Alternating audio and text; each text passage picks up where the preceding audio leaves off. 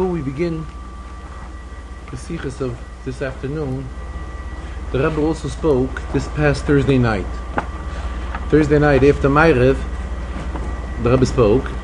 It was already Chamisha Asa B'Av. Friday was Chamisha Asa.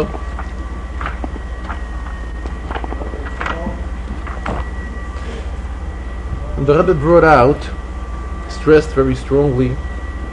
First of all, the Rebbe brought out that we're in a time, just like the first time we find in Chazal, when it's made reference to Chamisha B'Av, it was to the generation that was about to enter Eretz Yisrael when they were in the Midbar.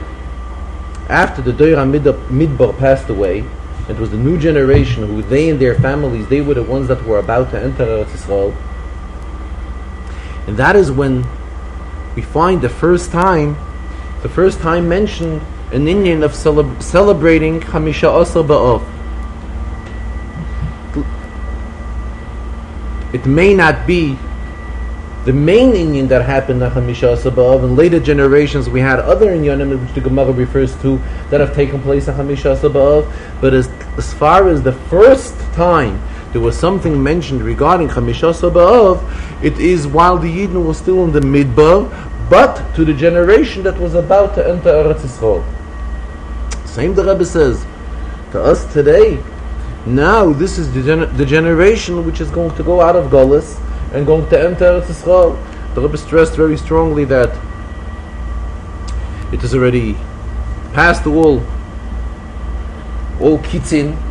Kvar kolu kol hakitzin. The Kates is a time which we were told an indication that year Mashiach will come. All these indications have already passed. And as the expression goes, Rebbe always has the expression about Zuputz and the Kneplach, that we still have to shine our buttons for the coming of Mashiach. So the Rebbe says our buttons are already shining also. The Kneplach sind schon euch zugeputzt. And here the Rebbe refers, there's an expression from the Friedrich Rebbe in a letter which the Rebbe refers to very often. Imdu hochein kulchem, that we should all stand ready to accept Birchas Hashem. The Rebbe says we are all already standing in a situation of Imdu hochein kulchem, we are all ready. Memela, there is no reason to postpone it for any longer whatsoever. And it's already mamish the time for Mashiach to come. Back to Chamisha B'Av, in Gemara we find that what is the inyan of Chamisha B'Av? Gemara says that from Chamisha B'Av, that is when the nights begin to become longer. And being that the night begins to become longer, we should increase in our learning of Torah. And there's a siman given on it. Mikumi at shichvi kumi. In Megillas Eicha, which we say just a few days before Chamisha B'Av, there's an expression, there's a pasuk, kumi roini balayla. In Megillas Rus, which many communities recite on Shavuos, there's an expression, a pasuk, shichvi. So the siman goes, Mikumi at Shichvi, from the time that we say Kumi, which is around the time of Chamisha B'Av, until the time that we say Shichvi, which is the forthcoming Shavuos. In other words, this is the entire period in the year when the nights are longer. It's the summer months from Shavuos till Tisha B'Av again. That is when the nights are shorter. The day is longer. That's during the summer months. But however, during the rest of the year, when the nights are longer, that is as of Chamisha B'Av until we come to next year Shavuos, to the Shavuos. So the siman goes Mikumi at Shichvi Kumi. Kumi means rise. Rise to what? To learn Torah. And the Gemara says Man de Moisif Yosef. Whoever adds the learning of Torah, it is added to his years, to his days of life. And this the whole sugya about Chamisha B'Av, that is at the end of Masechta Tainis. The Rebbe mentioned Thursday, and he mentioned it today, that is the Masechta which discusses all the inyanim of Tainis. Obviously, a Tainis is something which is something undesirable. However, here we are up to a level, a siyum on all of these inyanim. It's the siyum on all the halachas of Tainis, and a siyum naturally is supposed to be b'simcha.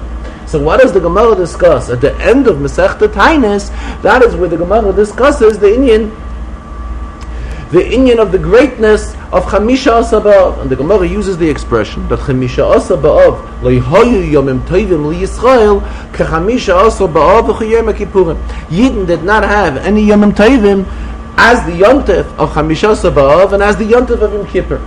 So we see Yom Kippur is Min HaTorah naturally. Chamisha Asa B'Av is something which is Midarabana. And nonetheless, the Gemara compares both of these days.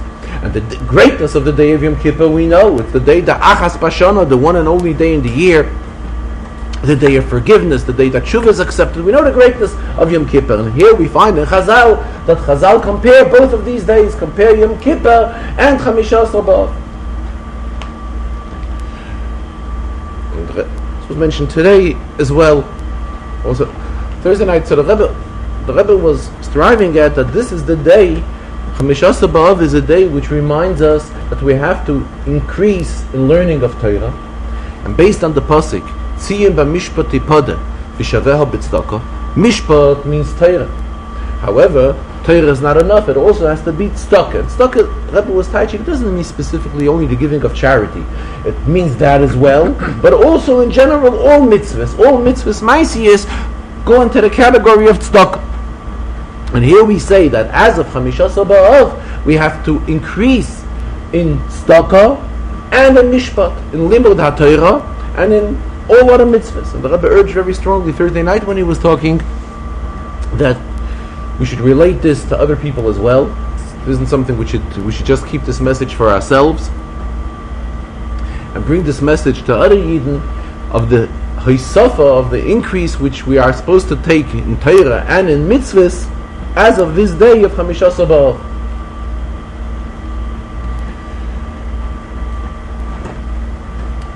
Today the Rebbe began that this is Shabbos Nachamu.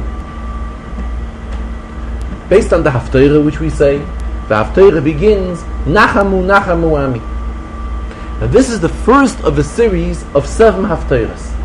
And these 7 Haftarahs are going to go on from now until the Shabbos before Rosh Hashanah. And when we are up to Rosh Hashanah already, in other words, now is already a time which we are preparing ourselves for Rosh Hashanah. In other words, we're entering this cycle of the 7 Haftarahs, of the Shiva, the Nechemta, between today and Rosh Hashanah. And Rosh Hashanah, before Rosh Hashanah is already a time for a Cheshbon HaNefesh, for whatever we have accomplished throughout this year of Hakel, and the year of Tismach, and the year of Tesamach. Right away, as soon as the Haftarah begins, it begins with the expression Nachamu Nachamu Ami, a double Nachama, a double expression of condolence. This corresponds to what is explained in Likutei Torah. First Maim of the Alter Rebbe in Likutei Torah also brings out the inyan how Kol Iske de Shabbata Kofel. Everything which we do on Shabbos also comes in twos. That's why Shabbos we take Lechem Mishnah. Shabbos there explained in Halach and also in Chassidus. How all inyanim of Shabbos go in kofel, in kveila, double. Memela, this inyan of Nechama, which is on Shabbos Nachmu, is also a double Nechama. Nachamu, Nachamu Am.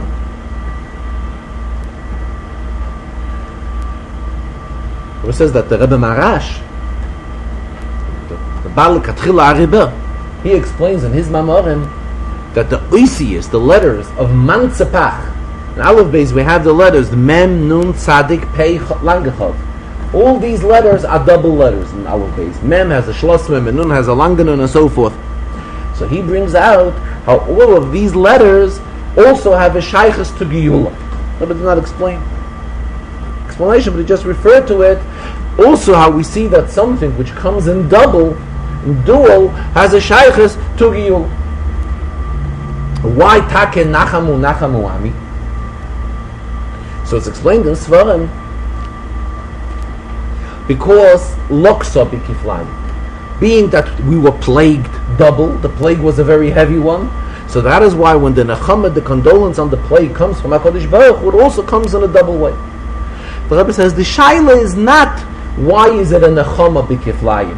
When something good comes in double, this is not a Shaila. Then for that we don't raise a question. But the answer that we're giving for it is because Loksa B'Kiflayim, The question, however, is why Taka was it Loksa B'Keflayim? Why Taka should it have been? Why Taka was it that we were plagued doubly? Why should have that happened? The fact that Nechama B'Keflayim, this is something which we are ready to accept. We're not arguing on that. We're not debating that. However, why should it be that the Loksa B'Keflayim? But again, this is the Shabbos where the whole inyan of Nechama begins, and especially when this Shabbos comes in continuation to the day which was just yesterday, Chamisha Asar B'Av. So definitely it has a shaykhus. When Shabbos follows such a day, so we have to right away find the v'hachai yitein el liboy. What is the heroya? What is the lesson which we can derive from this whole? And when we're talking here that we're following the day of Chamisha Asar B'Av, Chamisha Asar B'Av is a day when the Yid is supposed to increase in his learning of Torah. Bichlal, a neshama that came down into this world, so a neshama is called a mahalach, and the neshama constantly goes. Memela, it's constantly demanded from a neshama to be mailam b'kodesh, to be a mahalach, to keep on going higher and higher.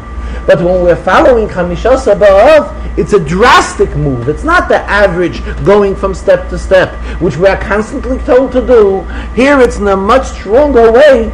This Ibergang, this going over to a higher madrege, to an increase in learning of Torah, which is demanded from us from Chamisha Asar B'Av, is in a much stronger way than the standard increases which a Yid is supposed to constantly do out Smilan B'Kodesh, out the fact that in the Neshama is a Mahalechas and so forth.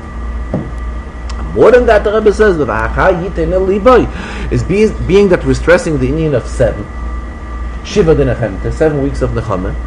So Yid has to realize that this inyan, this message, this concept of Shiva Dinachem, this is something which we're supposed to take with him into his entire life, into his entire, because the week is set up into a cycle of 7 days.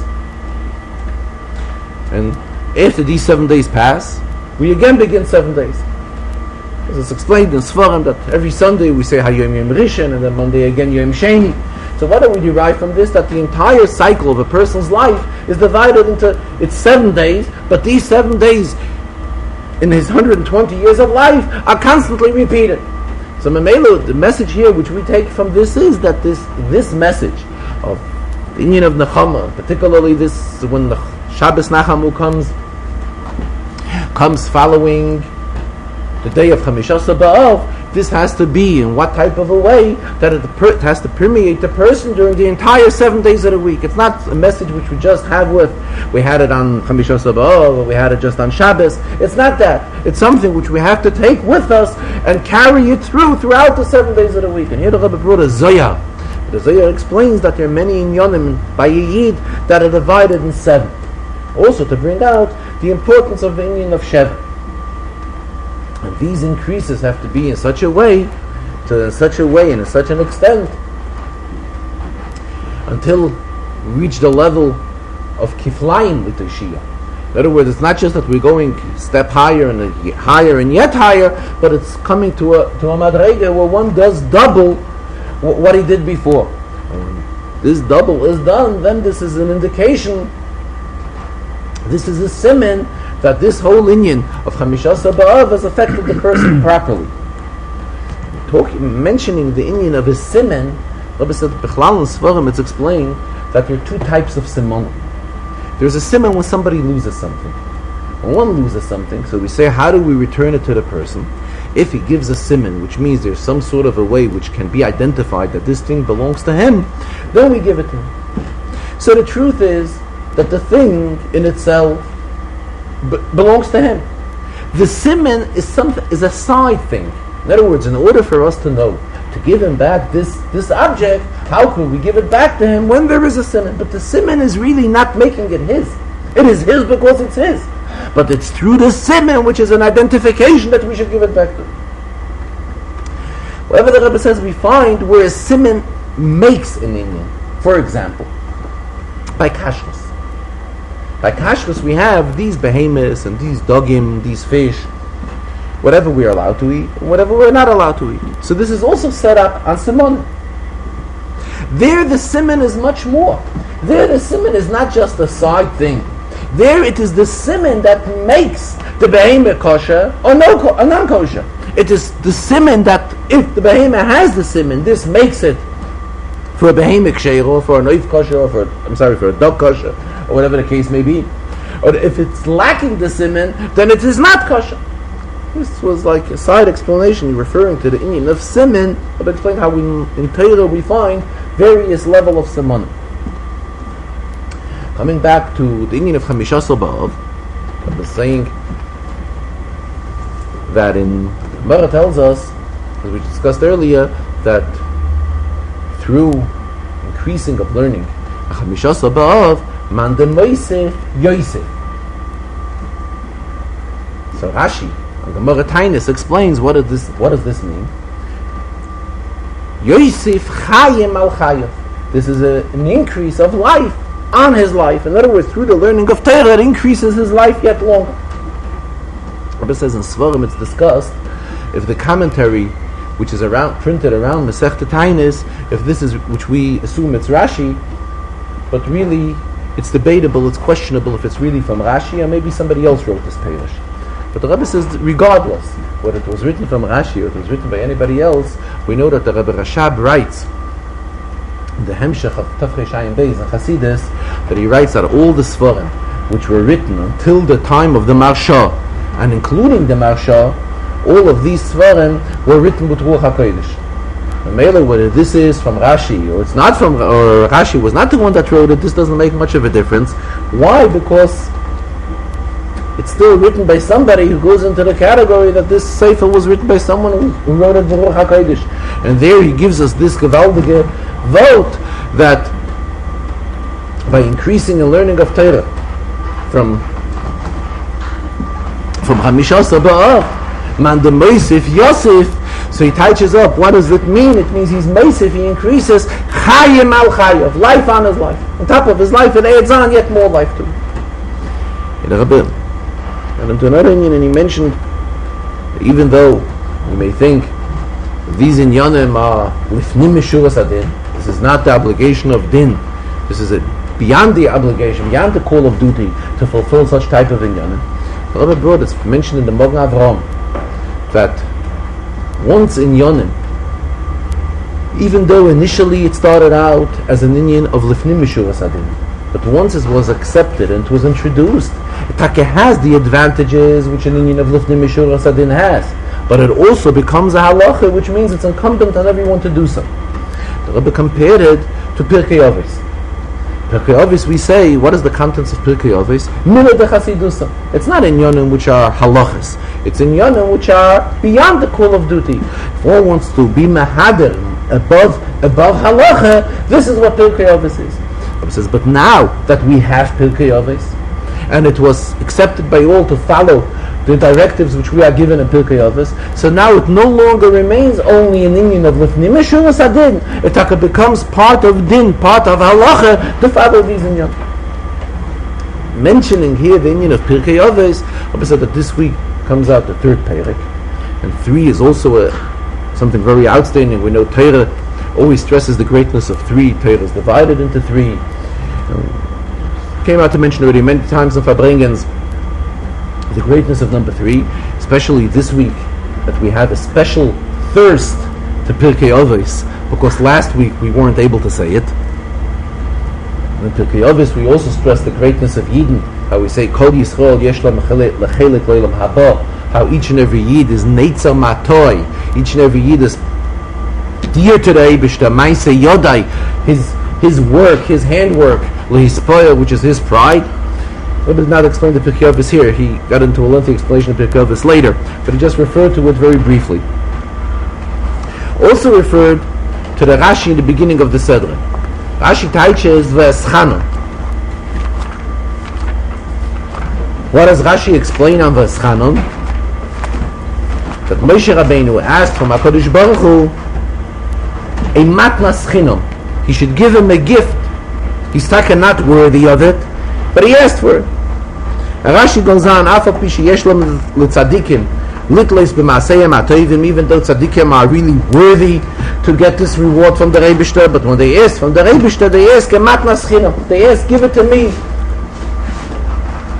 give it to us.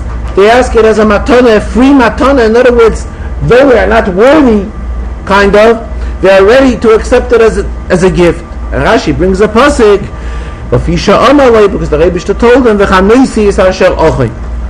that is why Moshe here also spoke up in the expression of Eschan. This is the first Perush on Rashi. Second Perush on Rashi is that this is one of the 10 Lashonos which are used for Tefillah. Tefillah has 10 Lashonos. And this is one of the 10. Eschanun, Chinun, Chanun, Tachanun is one of the expressions of Tefillah. And Rashi goes on, Ki de'isa b'sefri, as it's explained in the Sefri. So the Rebbe asked, obviously, the first Perush is a contradiction to the second Perush. See, if Rashi would teach V'es Chanon, that Chanon means Matnas Chinam, and then would go ahead with a second Perush, that it means Tefillah, okay, so for whatever reason there are two Perushim in Rashi. But that's not what Rashi is saying. Rashi is saying, Ein Chinam, B'chol Makayim, Elo Loshem Matnas Chinam. You cannot teach Chinam, only matnas chinam. It's kind of like Rashi is excluding chinam from any other meaning. What is the only meaning that could be applied to V'es Chanon is matnas chinam. Ein chinam b'chol makom ela loshen matnas chinam. Double expression in Rashi. First he says ein chinam, and then he adds on the word ela, only, which means chinun can only be translated and interpreted as was meant us. It means when somebody is asking for a free gift. Even though I'm not worthy of it, I'm not worthy of this gift. So Moshe asked the Rebbeinu Shloim, give it to him. And right away, in the same Rashi, Rashi comes with another Perush. And what is the Perush of Rashi? What does he say? What is the taich of Chinun? Chinun means Tefillah. And also, why is it important for Rashi to mention, as it's mentioned in the Sefri? Why does Rashi have to bring a raya from the pasuk V'chanoisi es asher ochain, which Rashi brings?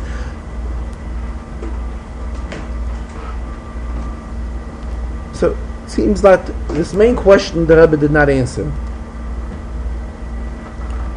on the contradiction in Rashi between the two Perushim.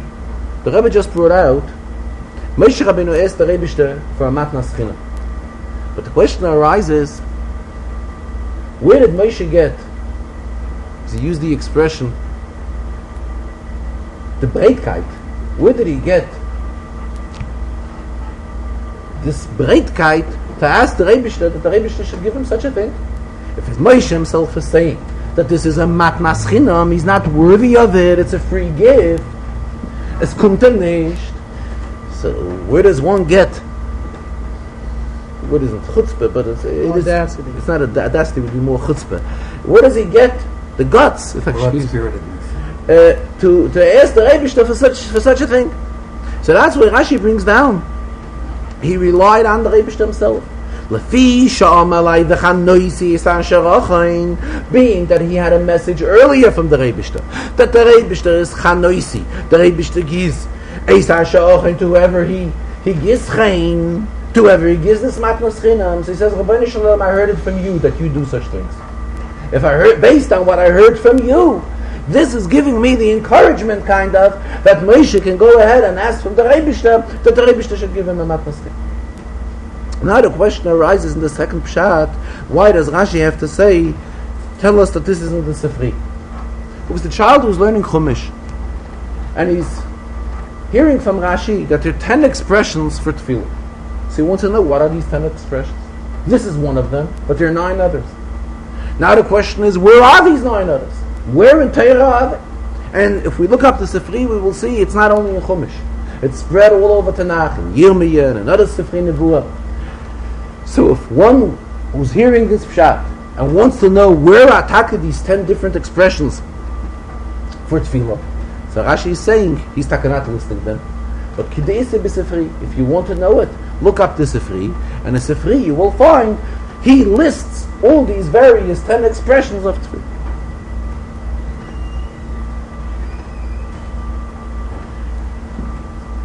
Rebbe continued and he went back to Chamishas Ba'al and brought out Chamishasa B'Av, this is the day which demands from us that we have to take upon ourselves an increase in Torah. But this increase, the Rebbe says, has to be accordingly. In other words, a Yid constantly has to be a Mahalach. Constantly has to keep on going higher and higher. When it comes to Chamishasa B'Av, we have to really go yet higher. Accept upon ourselves an increase, a noticeable, sizable increase in the learning of Torah.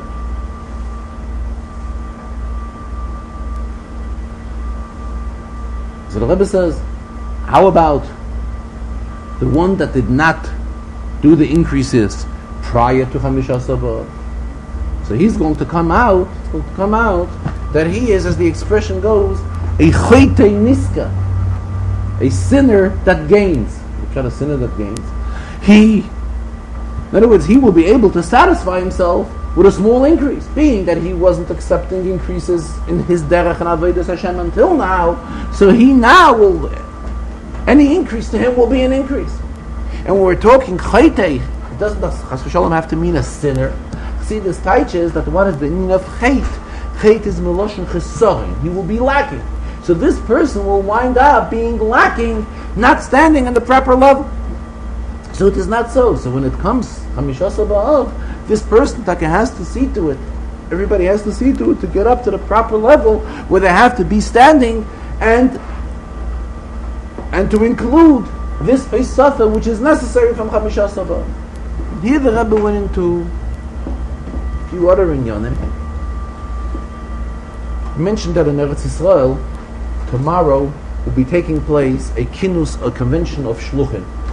The Rebbe Shluchim in Eretz Yisrael, it is taking place tomorrow. And it's taking place in the city of Rechoivos. The Rebbe says he wrote them a letter, and in the letter he stressed the fact that it is taking place in the city of Rechoivos. What is Rechoivos? Rechoivos simply means Rechova to Eretz Yisrael. What does it mean? Harchova. And who was in Rechoivos? Yitzchak Avinu. And as explained in Chassidus, Yitzchak has a shaykhus to the Indian of Gula. And Mele, it's extremely appropriate, this kinus which is taking place now. Here the Rebbe says that the truth is that each and every one of us is a shliach. Everyone was appointed and designated from the Rabbeim to be a shliach. And what's the inyan of a chassid? The inyan of a chassid is neiros lahoya. The inyan of a chassid is to bring lichtigkeit. There's a famous expression, a long story which is related in the sichas of the Friedrich Rebbe, the Rebbe sichas, that the Rebbe Rashab, I think, once expressed himself, what is a chassid? And he answered, a chassid is a lanternenstich. In other words, the whole inyan of a chassid is a lamp, a street lighter. The whole inyan of a chassid is to bring lichtigkeit. That's the inyan of a chassid. The Mele the Rebbe says we are to know that the inyan of shlichus applies to everybody. There is nobody who can say that it does not mean him. And everybody has to fulfill this mission of bringing lichtigkeit to other people. The Rebbe said that he asked a while ago, when the Rebbe asked that everybody should notify him 3 things, what they accomplished in the last year. The Rebbe says, there are many should take this, there are those that can take, remember the exact expressions, that can take this note which they have written, and they should keep it in front of themselves, and take it in front of themselves by Krishma Shel Amita, especially on Thursday night. When Thursday night is a night when we are to decrease, we minimize in our sleep on Thursday night, and evaluate it and see, are these really the 3 things which they were able to accomplish during a year? A year is 12 months, a year when it's a leap year. But is this really what they were able to accomplish during this period of time? It says he's been getting various letters regarding various accomplishments The Rebbe says when you get a letter and you want to know somebody's accomplishments, if you get it from his friends, it doesn't really say much. But when you get it from somebody who's not his friend, then you could really know the truth. The Rebbe says it's brought in Svarim that when one is ready to do a shidduch and he wants to inquire on the other party, the Rebbe says to inquire by his friends, then you'll never really find out the truth. But when you inquire by those who are not his friends, then this can give a picture on what the person is. And what the Rebbe says, again, reiterating very strongly how he's demanding from everybody to accept that everybody has to know that we are shluchim, and what is the tachlis, what is the obligation of each and every shliach, to make sure that we bring lichtigkeit all over. Rebbe says that he has written to somebody and he asked him, what is he doing to bring Mashiach? And the person answered him that where he comes from, his fathers and his grandfathers, they were not used to hear an expression that we have to do things to bring Mashiach. It's strange to him. Therefore, he doesn't see that how could he get involved to do things to bring Mashiach.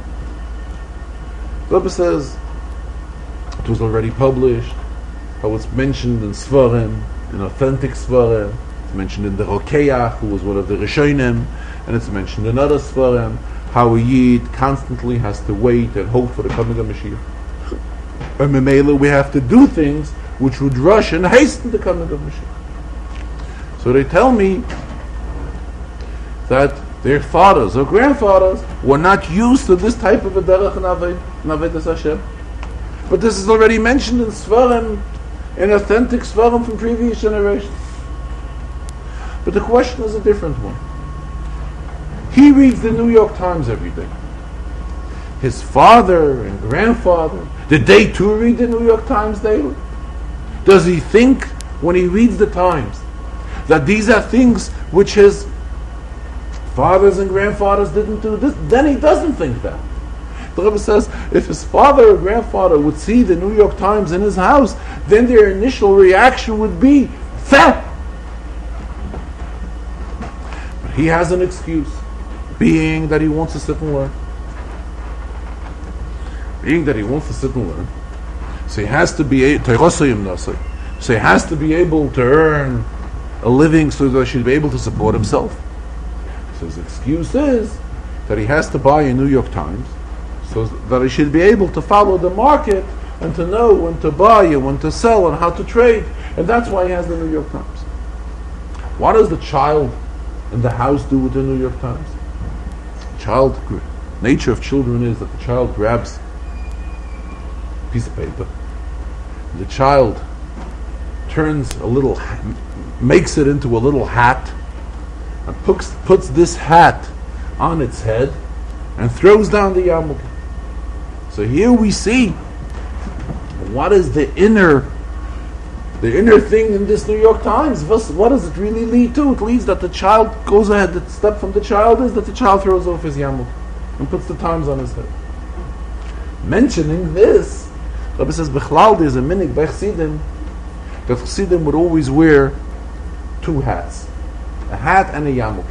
There are others that when they put on the hat, they take off the yarmulke. But Chassidim would always wear, as it's called, Chassidish expression, Shnei Makivim. And the question was raised, what is the source to wear Shnei Makivim? And the answer is, this is how the Kohen Gadol wore. The Kohen Gadol, who wore his mitznefes, his hat, his Kohen Gadol hat, which he had to wear in the Beis HaMikdash. So it is brought that under the mitznefes, he wore a small hat, which is like what we would call a yarmulke. Rabbi says in Halacha, it's a question and it's discussed. Obviously, there was nothing supposed to be between his mitznefes and his head. But on the other hand, this is how we find it, that he did wear a yarmulke under his mitznefes, which this is the source of wearing two hats.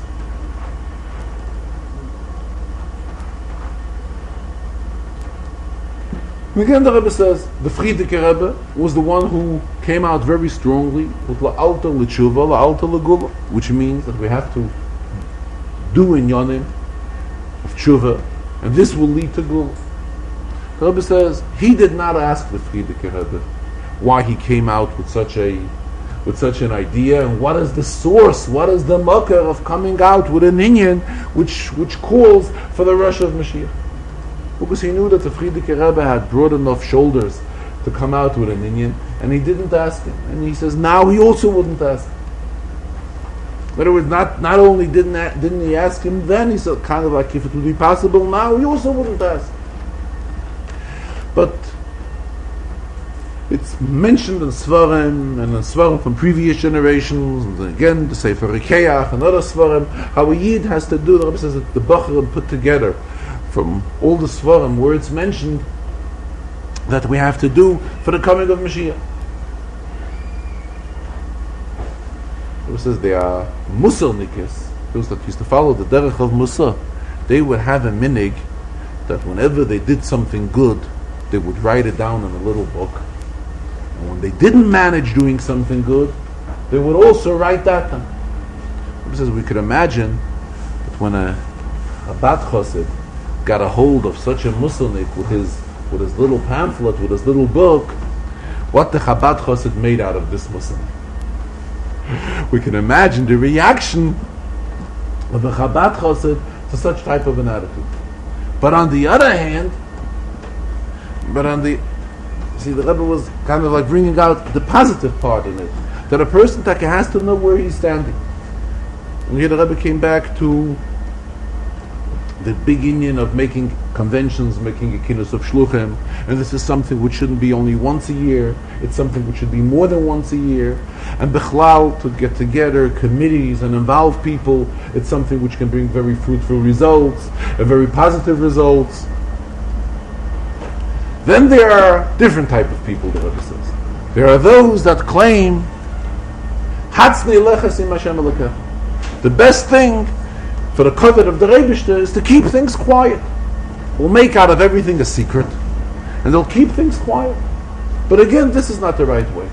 The right way is like it's explained in the Maimon of Hecholzu.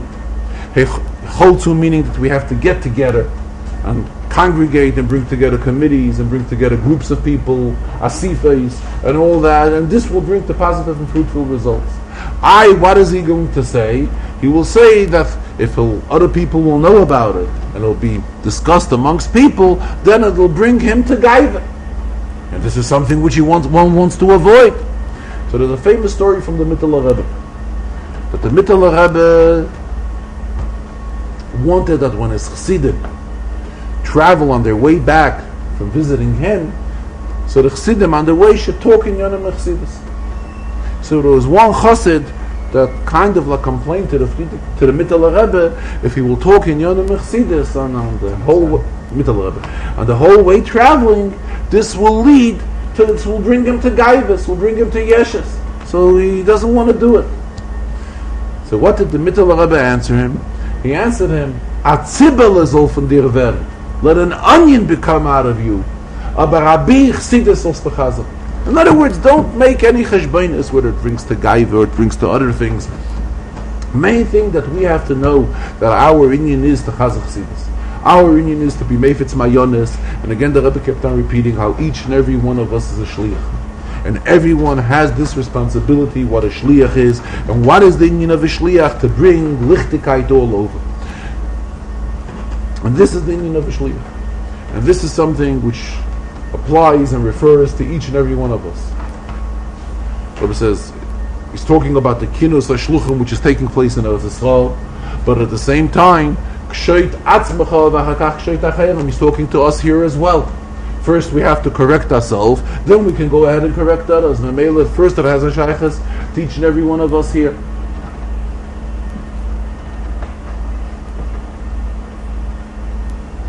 It was basically this sikha, it was the second sikha. The Rebbe demanded very strongly the responsibility which is on each and every one of us, and bringing out how really every one of us is a shliach.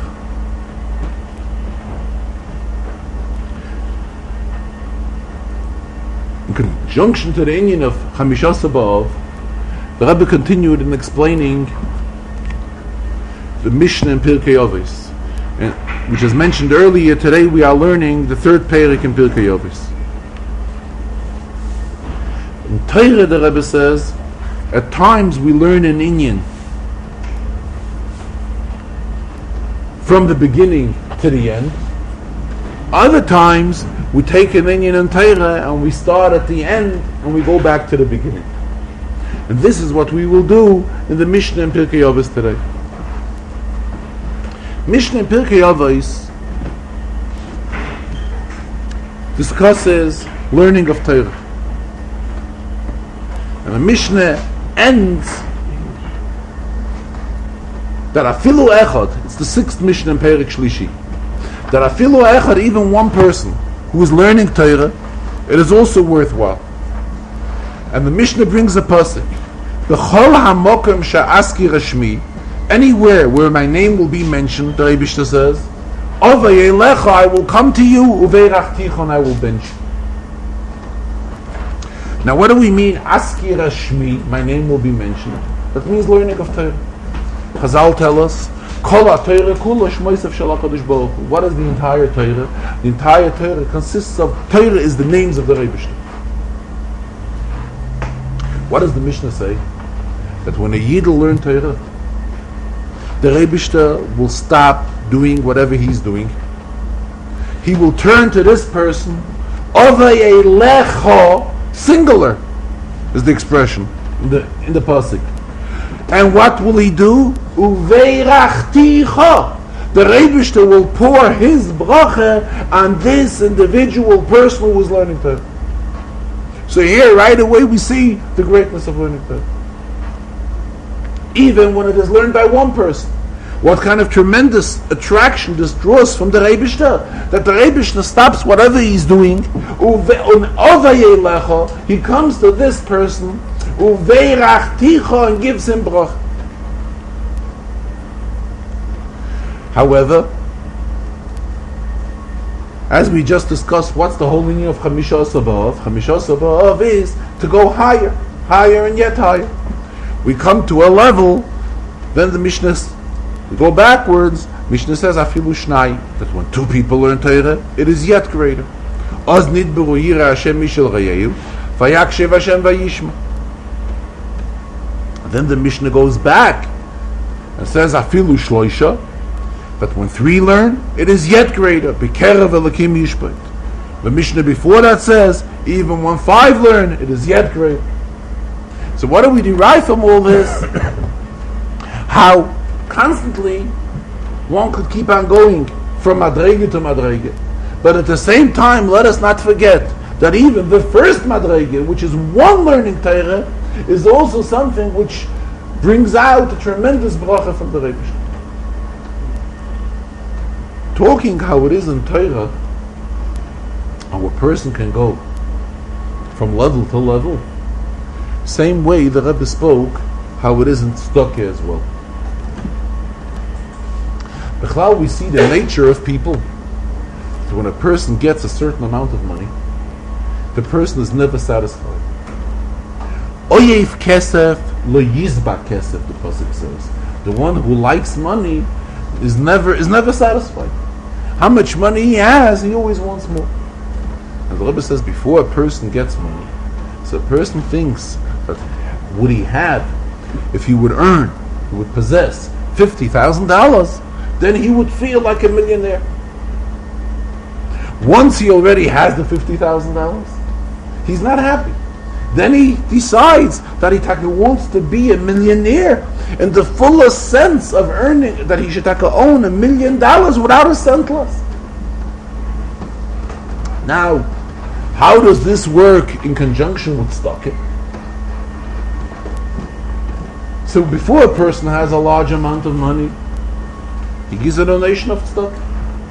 He gives a donation, the Rebbe mentioned he gives 10 times chag. Then, as the person earns more, he will give more. First he gives maisa. After he's given maisa, then he could be in a position of giving a chaimish, which means he'll give a fifth of his earnings. But the truth is that when the person's earnings grow, if he gave 20% of his earnings when he possessed $50,000, now that he's already possessing $1 million, it's not enough the fact that now he will give 20%. Now we should see to it that he should give a bigger percentage, because just as his income is growing percentage-wise, and it's increasing, and in a way which he brings him satisfaction, and this is what the person wants, and he's never happy with what he has, and he always wants more and more. The same thing, Daf Zayin, the tzedakah which he's giving also has to grow in the same percentage scale as his earnings grow.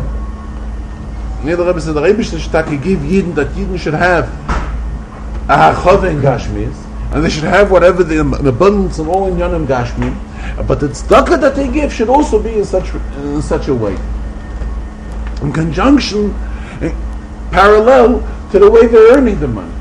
It's also the same idea, but there's a level when a person does something and he gives a tzedakah which is satisfactory for that madrege, but being that we're talking how one constantly has to be a mehalich, how we have to keep on going from madrege to madrege, going higher and higher. So the same thing has to be in the tzedakah which he's giving, that it has to be in conjunction percentage-wise, how his earnings are being increased and multiplied many times. The same thing, his tzedakah should also be the same way. The Rebbe also mentioned the Farbrengen that this is the Shabbos which is before Chof Av. And Chof Av is the Yortzeit of his father.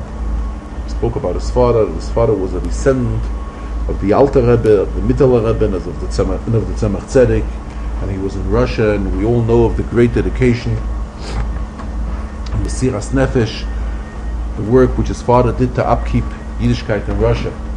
This Shabbos is the Shabbos before Chof Av. In other words, this is the Shabbos. We always stress that Shabbos gives bracha into the entire week. This is the Shabbos that gives bracha also to this day of Chof Av, of 20 days in the month of Av.